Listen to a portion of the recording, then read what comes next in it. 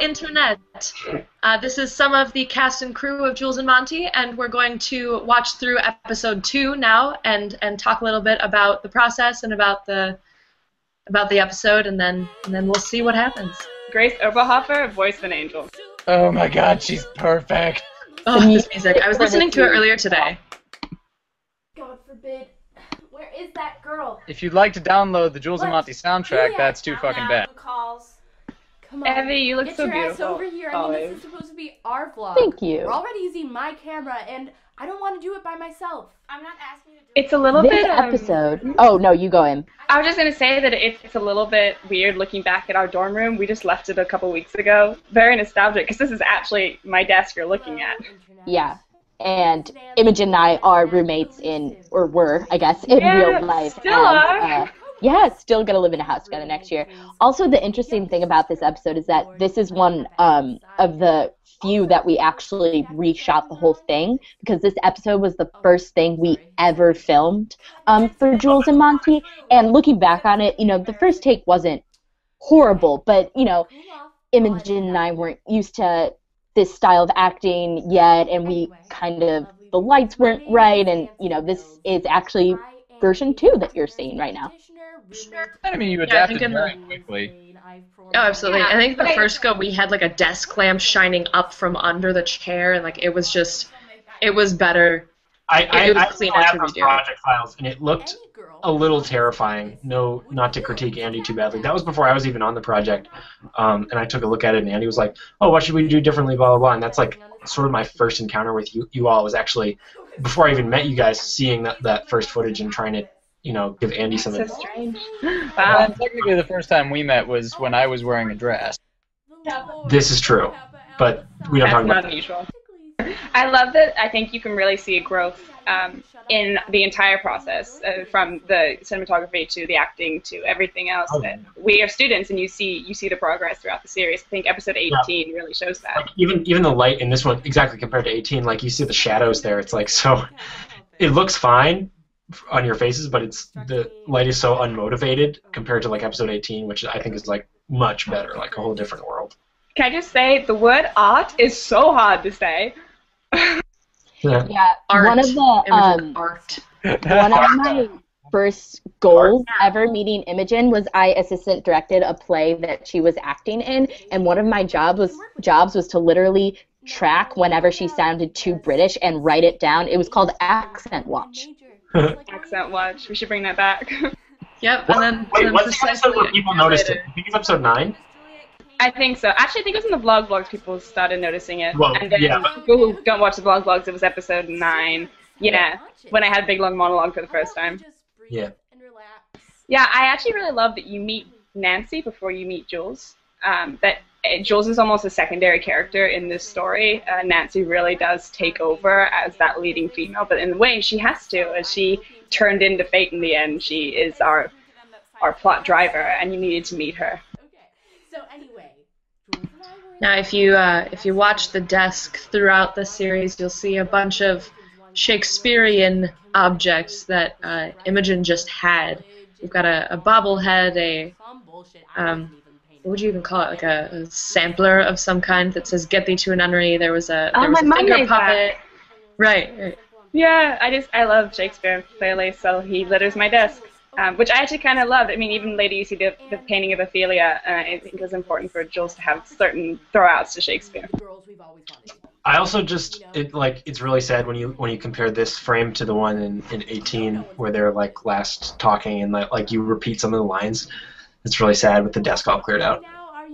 Andy! There's even a box! Oh, man, Andy. What's really funny about, this project is, Andy and I knew... So, I just finished sophomore year, and Andy's a year older than us. And, I knew him when I was a freshman, but not very well. And then, all of a sudden, I was reading the script, after we had cast him as Tybalt. And then, I read the scene where we have to, get walked in on, and I was like... I love that okay. scene. Sorry, not sorry! Yeah, I feel no remorse. I loved your decision to cut his head off. When you were saying it, I was like, oh, I don't know. But then, looking at it, it really does amp up the sex appeal. Also, that was like a day of decision. You two were just talking and we're like, wait, what if we just don't show your face? Well, just as long as those fucking MTG bros don't show up, yo, everything. This Also- is the most fratty I think he ever sounded, too. Yeah. Agreed. There was also a great take from the first time we did this, Good place to where start. Andy totally forgot his lines, and he goes like, make your father fuck proud. Cousin and a Kappa brother. And my date. I think that was the time I messed up my line. that publicly staking my claim was We had some pretty This was one of my fantastic favorite lines. lines in the For series. all of his talk, he's a pretty good catch, and Oh, this is my favorite. Look at that blur. It's so wonderful. It makes the crazy eyes perfect. It works. I love it so much. Oh, look, there's a box on the desk. Foreshadowing? Oh my god! Is that the same box by any chance? Yup. It probably is. We just took everything that was under Imogen's bed. Accidental artistry. such a man. Oh, whoops. Pretentious. And French. I apologize to anybody who is French. We really like French people. Yeah, we have so many Laid apologies. into the French in this one. We do not treat the French very well in this series. I feel so bad, but also I regret nothing because Artoon's Pierre is just beautiful. Oh, and for those of you who have not thought of this, Pierre is an exchange student from Paris because the original character's name is Paris. La la la la la. Bum, bum, ba. Okay, well, do this for me. Just go to the party tonight and take a look at him, you know? Leave yourself open to possibilities. Oh, look. The first time we see Evie's just absolutely flooring fashion sense. I know. Yup. Combination Which is between me and Kevin. Go, girl. Yeah, Kellen really killed the coloring on this. It looks so good. Mwah. Oh, pick out a good mask for me. I think I always dressed in blue, if I remember correctly, which is pretty good for theming. Yeah, or generally just like cooler colors. I know like the purple dress comes out and like the Yeah. jean jacket and stuff. And then when you're with Monty, you're almost always in a warmer palette, which is really nice because your colors are always in conflict, you Thanks know. for watching and Yeah, I like that. holding back your judgment. This is our first time doing this, so things may be a little bit I wild. like to see Jules in this episode and the last one and her like level of discomfort with the camera. I think that was something important that we put in there, that she is rather shy of the camera, because in that way it's understandable that she doesn't want to put her confrontation with her brother online and everything else, a relationship, and that has to fall to Nancy. Yeah, well, also just Jules's confidence as a person. I think that Jules has a really impressive character arc throughout the series, which I think is acting, I think it's writing, but either way, I think that without that character arc, you know, like, you risk Juliet, like the Juliet character falling flat, and I just think in our series, I don't think she does at all. I mean, yeah, we definitely tried to write Juliet a character arc, but I think something that you did beautifully is Oh, Ed, I can't hear you. Your mic's... You got. I just automated. the end of that thought was just that you age her so beautifully over the series, because she starts off as sort of like a potential freshman trying to figure things out, and then by the end of it, she's grown up. She's been through a lot, and it's only a couple of months, but there's a palpable difference there. Thanks. I mean, I think that's a combination of a number of things.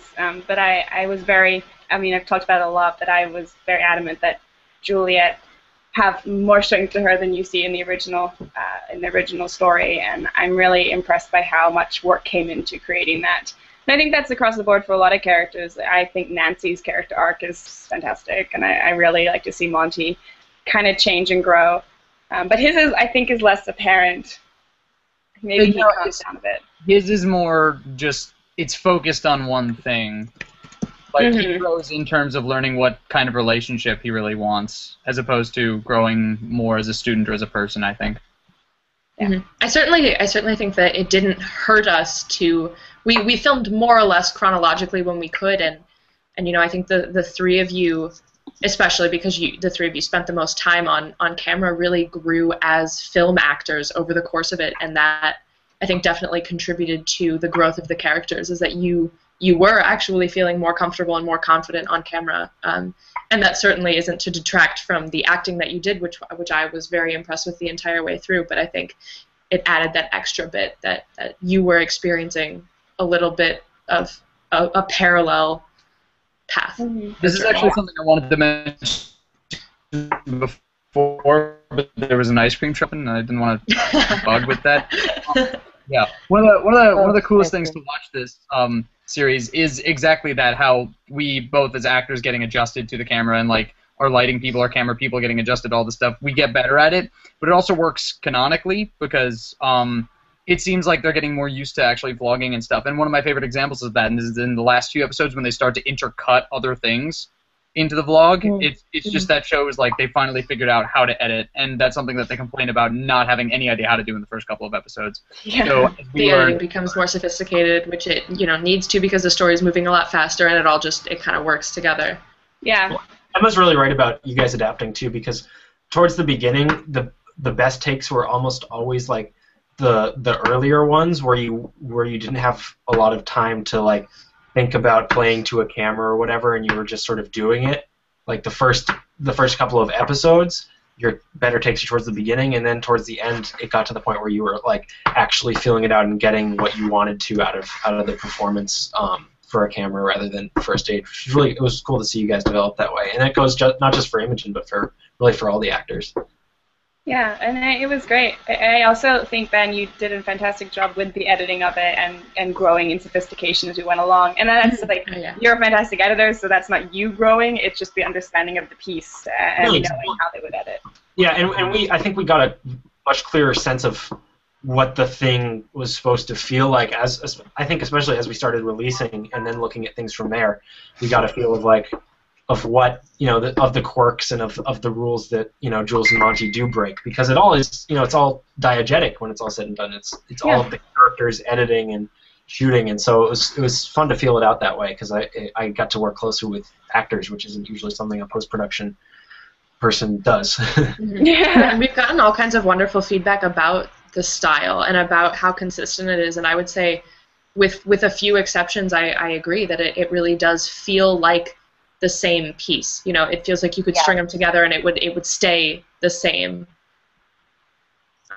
You watch episode 2 and then episode 15, 16, whatever it be, it might be that it would feel like the same piece. Well, and like Shakespeare, it has those outliers too, where it's like in Act 3, the characters don't do what they act. That's their chance to act out of character, and I think that we get that very well too. Moments in which the characters are acting like themselves or not like themselves. Well, this second episode was more just to introduce our characters, so we'll get to see how they change as we continue watching.